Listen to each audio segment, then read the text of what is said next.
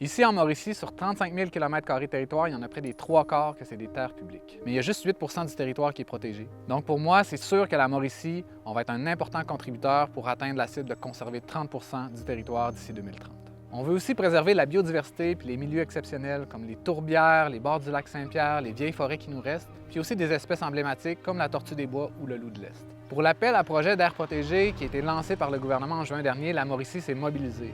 On a des groupes citoyens, le milieu municipal, des groupes environnementaux qui ont mis l'épaule à la roue pour proposer des territoires dans l'ensemble de la région. On trouvait hyper important de participer à l'appel à projet pour les aires protégées en terre publique. Dans un contexte de déclin de la biodiversité, la création d'aires protégées, c'est une des avenues les plus prometteuses pour protéger nos milieux naturels. Puis les terres publiques de la Mauricie sont importantes à protéger pour la simple et unique raison qu'ils sont à la confluence de deux corridors écologiques très importants au Québec qui amènent beaucoup de biodiversité, beaucoup de milieux d'habitats différents. Ça nous amène une très grande richesse qu'on peut valoriser. On tend à oublier qu'on est interdépendant du vivant.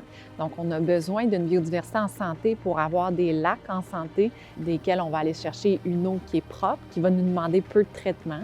Donc, on dépend de cet équilibre-là pour avoir des services rendus par la nature qui sont gratuits. Puis ces terres publiques-là, vu qu'elles sont accessibles et qui sont disponibles, elles présentent un très bon potentiel de diversification économique pour nos communautés. Ce qui nous a motivés à déposer le projet, c'est vraiment, on a un lieu unique. Il n'y a aucune pollution sonore, aucune pollution visuelle. On a un réseau de sentiers de randonnée pédestre d'une trentaine de kilomètres. La plupart des lacs dans les environs sont privatisés.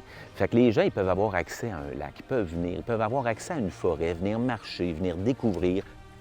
Les terres publiques appartiennent à tous les Québécois. On a notre mot à dire et on peut être un peu le maître d'œuvre de la mise en valeur de ces territoires-là. C'est ce qui me réjouit dans cet appel à projet-là, c'est de me rendre compte que finalement, les projets viennent de la base, puis on a des gens qui veulent vraiment que leur territoire se développe adéquatement.